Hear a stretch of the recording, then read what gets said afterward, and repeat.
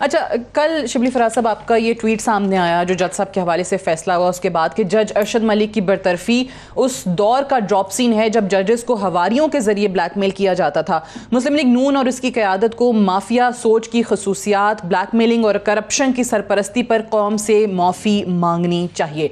दूसरी तरफ पाकिस्तान मुस्लिम लीग नवाज जो है वो बड़ा इसको सेलिब्रेट कर रही है, वो बड़े खुशी के शादियाने बजा रहे हैं। वो कह रहे हैं कि हमारा जो मौक़िफ़ था उसकी तायीद हुई है, वो विंडिकेट हुआ है जो हमारा स्टांस था इस मामले में। देखें, मैं एक बात करूँ आपको, वो ममालिक जिनमें कि रूल ऑफ लॉ नहीं होता, जिस तरह के हमारा मुल्क है बदकिस्मती से, जिसमें कि रूल ऑफ लॉ बनने नहीं दिया गया, because rule of law went totally in the opposite direction of the people who are ruling this country. यानी कि अगर वो देखते कि अगर देखें तो वो किससे काम, वो मुआशरे जिसमें कि रूल ऑफ लॉ नहीं होता, तो डर और हिरस के ज़रिए लोगों को इन्फ्लुएंस किया जाता है। बिकॉज जब आपके कानून की सपोर्ट नहीं होगी, कानून की बालादस्ती नहीं होगी, तो लोग फिर या डर के ज़रिए वो करेंगे और या हिरस के ज़रिए करेंगे। पाकिस्तान मुस्लिम लीग नून की और पिछली जो गवर्नमेंट्स थी, जो कि मैं शुरू में कह रहा था कि इन्होंने इंस्टीट्यूशंस को बनने ही नहीं दिया, बिकॉज इंस्टीट्यूशन का बनना उनके जो कारोबारी मफादात थे, उनके जो एक होता है ना, एक जो एलीट कैप्चर आप कह दें या आप वो एक ख़ास रेंट सीकिंग सोसाइटी कह दें, उन्होंने उसको इस तरह से बना दिया कि जहाँ पे कि ताल्लुक़ की बुनियाद पे लोग काम करते थे। और उनके बड़े बड़े वो, जहाँ तक कि इस पर्टिकुलर केस का ताल्लुक है, आपने देखा होगा कि ये जो कोई जंजुआ साहब हैं, कोई क्या हैं, ये इनके जो है तो वो क्रोनीज थे जिन्होंने कि इनके लिए मैनेजमेंट की, तो किसी को धौंस के जरिए, किसी को क्या कि अपने जजेस को इन्फ्लुएंस करना चाहिए। भी कंट्रोवर्शियल हो जाएगा। देखिए, उनका दिया हुआ, उन्होंने तो फिर जो फ्लैगशिप है उसमें उनको बरी किया है, तो वो भी फिर रिवर्स। तो हमें तो कोई एतराज नहीं है, नवाज शरीफ साहब वापस आए और दोबारा से मुकदमा शुरू करें। जो ताहयात नाहिली है वो तो नहीं रिवर्स हो सकती, क्योंकि वो फैसला तो सुप्रीम कोर्ट ने दिया है ना। लेकिन देखिए, सारे जजेस नहीं है, देयर ऑलवेज, इनको पता होता है, there very few and far between. हर जजेस देखे ना, हमारे जो जजेस हैं वो उनमें बड़े बड़े वो नाम हैं, बड़े उनके फैसले, उनके जो उनका कंडक्ट है वो बड़ा ज़बरदस्त है। लेकिन उसमें जाहिर है कि ब्लैक शीप्स भी थे। तो इन्होंने उन लोगों को, अब देखें, थ्रू धौंस, थ्रू ब्लैकमेलिंग, ये तो हुआ है ना, ये तो इसमें तो कोई शक ही नहीं होना चाहिए। ऊपर से ऑडेसिटी ऑफ द पीएमएल नून की लीडरशिप जो कि इस पे सेलिब्रेट कर रही है। या तो उन्होंने वो फैसला पढ़ा नहीं है, या वो उस पूरे उसको देखा नहीं है इन द लार्जर पर्सपेक्टिव, कि बेसिकली वो ये प्रूफ यही हुआ है, यही शख्स था जो कि जेलों में मिलता था नवाज शरीफ साहब से, यही शख्स है जिसने कि ये सारा ऑर्केस्ट्रेट किया। तो इस किस्म की चीजें ऐसी सोसाइटी में, और फिर उसकी ओनरशिप लेना, वो वाला फैसला लग रहा है जिसमें दोनों फरीकैन जो है मिठाइयां खा लेते होते हैं। नहीं, मतलब है हम तो नहीं, हम तो ये समझते हैं कि अगर कोई शुकूक व शुबात हैं तो दोबारा उनको वापस बुला ले नवाज शरीफ को। He should come and reappear, कहें कि जी खुद आके कहें कि जी अब ये साबित हो गया है तो मैं वापस आता हूँ और मेरे खिलाफ केसेस को खोला जाए, केस रिमांड हो जाए तो बिल्कुल कोई मसला नहीं है उसमें। बिल्कुल सही है। लेकिन आपको लगता है कि ये जो जुडिशल रिफॉर्म्स असल मामला था और असल चीज़ ये थी कि ऐसे किरदारों का हमेशा हमेशा के लिए खात्मा किया जाए, जो कहीं ना कहीं से, जिस तरह आपने कहा कि उस दौर का ड्रॉप सीन है, तो ये वाकई ड्रॉप सीन है, आइंदा के लिए रास्ता रुकेगा नहीं रुकेगा? बिल्कुल बिल्कुल। देखें ना जी, ये तो अगर आप समझें, जिस तरह अल्लाह ताला ने कुरान शरीफ में कई बार कहा हुआ है कि वो जो है ना, जिनकी दिलों पे मोहर लग जाती है वो हकीकत को देख नहीं सकते, वो देख रहे होते हैं लेकिन उनको समझ नहीं आती है, उनकी आंखों, उनकी बसारतों पे जाले पड़ जाते हैं। तो इस किस्म की जो हुई है, जो इस केस की जो एक डिसीजन आया है, उसमें तो ये निशान इबरत है, ये नहीं, ये तो एक आई ओपनर है कि देखें जी, जो भी लोग हैं वो इस चीज़ को आइंदा के लिए नहीं करेंगे। और जहाँ तक जुडिशल रिफॉर्म्स का ताल्लुक है, ये एक बड़ा, एक इस मुल्क की बहुत बड़ी ज़रूरत है।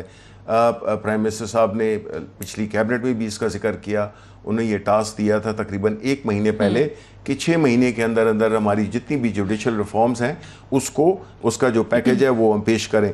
तो मैं आपको ये बताना चाहता हूँ कि देखें, इस वक्त जो है तो जो परसेप्शन और पोजीशन है, बिकॉज देखें ये लोग वो लोग हैं जिन्होंने इस मुल्क में बहुत अरसा हुकूमत की है, ये इनके जो एजेंट्स हैं वो हर जगह पे बैठे हुए हैं और हमारा जो देखिए इमरान खान कोई अपनी ज़ाती कारोबार के लिए दवाम के लिए ये बातें नहीं कर रहा, वो इस कौम को बनाने के लिए बात कर रहा है।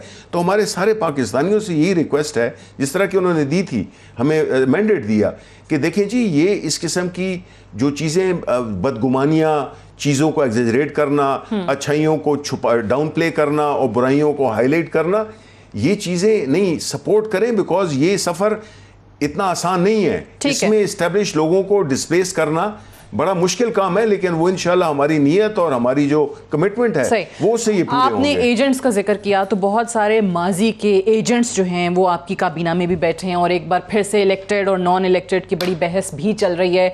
एक और टास्क वज़ीर आज़म साहब ने दिया था कि जो मुशीरान हैं या जो मुआवनीन ख़ुसूसी हैं वो अपने असासे डिक्लेयर करें, अपनी नेशनलिटी डिक्लेयर करें और उनको पब्लिक किया जाएगा। वो अभी तक नहीं हुआ। देखें, जहाँ तक कि उनकी इंफॉर्मेशन का ताल्लुक है वो सारी जमा हो चुकी है लास्ट वीक तक। सब एवरीबडी नोज़ कि वो ऑन रिकॉर्ड है कि वो जमा हो चुकी है। और जो जहाँ तक मेरी अंडरस्टैंडिंग है तो वो आप वेबसाइट पे भी उनके देख लें, they have all submitted there all the information that is required. But वो वेबसाइट पे कहीं पे अवेलेबल नहीं है। नहीं, ये इसको होना चाहिए, लेकिन मैं आपको अश्योर करता हूँ कि हमारी कैबिनेट में इसमें कुछ 3 लोग रह गए थे, इंक्लूडिंग हफीज शेख साहब। आप कह रहे हैं कि उनके असासों की नेशनलिटी अवेलेबल है वेबसाइट। एवरीबडी जी, उसमें कोई एक्सेप्शन है ही नहीं। जब ये कह दिया प्राइम मिनिस्टर साहब ने, वो सारों ने कर लिया था, सिर्फ 3 लोग रह गए थे। और बाकियों ने उनका नाम जी मैं आई एम सॉरी लेकिन वो भी उन्होंने भी कर दिए हैं। Now there is no one, इस वक्त कोई भी ऐसा नहीं है जो कि जिसने ये सबमिट ना किया। लेकिन वेबसाइट पे अभी तक नहीं, इसको वेबसाइट पे जी होना चाहिए। I agree with it. और मैं देखूंगा इसको कि क्यों नहीं ये वेबसाइट पे आया, और इंशाल्लाह इसको हम वेबसाइट पे करेंगे, बिकॉज हमारा तो मकसद ये है कि ट्रांसपेरेंसी हो और क्लैरिटी हो चीज़ों में। ठीक। अच्छा शिबली फराज साहब, अभी पिछले दिनों एक फैसला किया गया कि इस्लामाबाद में मंदिर की तामीर होगी। क्या ये फैसले करने से पहले बाहम मुशावरत नहीं होती है, कोई कोऑर्डिनेशन नहीं होती है? पहले फैसले ले लिए जाते हैं, बाद में जब फिर उनका रिएक्शन आता है तो फिर जो है वो सोच विचार की जाती है। अभी मामला रिएक्शन आने के बाद, रद्दअमल आने के बाद इस्लामी नज़रियाती काउंसिल को भेज दिया गया है, पहले ऐलान कर दिया गया था। इस किस्म के बहुत सारे फैसले हमने देखे पीटीआई की हुकूमत में। Let me correct that. जो मेरी इन्फॉर्मेशन है उसमें तो ये है कि ये प्लॉट PMLN नून की हुकूमत में दिया गया था। अच्छा। और उसको CDA हैंडल करता है। इस वक्त मैं समझता हूँ कि जिस तरह के हमारी पॉलिटिकल सिचुएशन है, जियो पॉलिटिकल सिचुएशन है, जिस तरह के लोगों के जज्बात हैं, हमें इस चीज़ को बड़ा देखें। एक तरफ तो हमने करतारपुर के बॉर्डर को खोल दिया, एक बहुत बड़ी हमारी अचीवमेंट दुनिया भर में सराहा गया, और हमने उस पर पैसे भी लगाए और एफर्ट भी किया।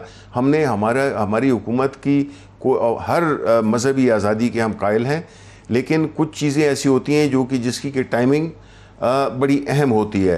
तो ये उसमें से एक सिचुएशन है, लेकिन हमने इस पर कोई कन्फ्यूजन या कोई वो नहीं किया। ये उनका दिया हुआ प्लॉट था, और इस पे जो है अगर वो बनाना चाहते हैं हम मतलब है तो इस चीज़ को एक पूरे बहुत सारे इसमें मजहबी पहलू भी है और बहुत हैं। तो वो मेरा सवाल भी यही था कि पहले फैसला कर लिया गया, बाद में जो है वो मुशावरत के लिए इस्लामी नज़रियाती काउंसिल को भेज दिया गया कि जी आप सिफारिशात भेजें, फिर वज़ीर आज़म देखेंगे। हमने कोई ये नहीं था, नहीं ये ऐसी बात नहीं है कि कोई हमने ऐलान कर दिया हो कि जी हम ये कर रहे हैं। ये तो कुछ चीज़ें होती हैं जो रूटीन में चल रही होती हैं, और वो जब आ जाती हैं जो कि उस वक्त एक काफ़ी अरसे पहले शुरू की गई होती हैं, अगर वो मटीरियलाइज अब होना शुरू हो जाती हैं। अब कई ऐसी चीज़ें हैं जो कि जैसे कि पिछली हुकूमतों ने शुरू की थी, अगर वो आज मटीरियलाइज हो रही हैं तो इसका मतलब ये नहीं है कि हम उसके पीछे थे फॉर गुड और फॉर बैड।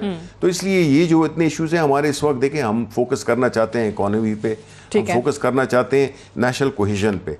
उसमें हम कोई ऐसे इशू में ऐसे अपने आप को साइड कर दें। कोहेजन के लिए क्या वज़ीर आज़म साहब अगर ज़रूरत पड़े तो अपोजिशन के साथ भी बैठेंगे? देखें, हमारा जो अपोजिशन के साथ वो है, वो इशू यही है कि अगर वो हमने अपनी पॉलिटिकल बका के लिए फ़ैसले नहीं करने, हमने मुल्क के फ्यूचर के लिए करने हैं। अगर अपोजिशन के साथ हमारे पॉलिटिकल वो होते डिफरेंसेस होते वो एक अलग बात थी, लेकिन हम तो कहते ये हैं कि इस मुल्क को जिस हालत में पहुंचाया है वो एक ऐसी अपोजिशन ने जो कि बजाय सवालात का जवाब देने के लिए प्राइम मिनिस्टर पे केस चला, उनको गैर ज़रूरी तौर पे, हालांकि ना वो बिजनेसमैन थे, एक स्पोर्ट्समैन थे, अपने पैसे बनाए, मनी ट्रेल दे दी, 40 साल पुरानी मनी ट्रेल दे दी, और वो जवाब उनसे पूछे तो वो कहते हैं ये पॉलिटिकल विक्टिमाइजेशन है। तो ऐसी चीज वज़ीर-ए-आज़म नहीं बैठेंगे, कंप्रोमाइज हम नहीं करेंगे अपने बेसिक इशू पे। सेनेटर शिबली फराज साहब, वफाकी वज़ीर बराए इत्तलात व नशियात, thank you very much for joining us today. Break लेंगे और ब्रेक से वापस आएंगे तो के इलेक्ट्रिक के बहरान के हवाले से बात होगी एक वक्फे के बाद।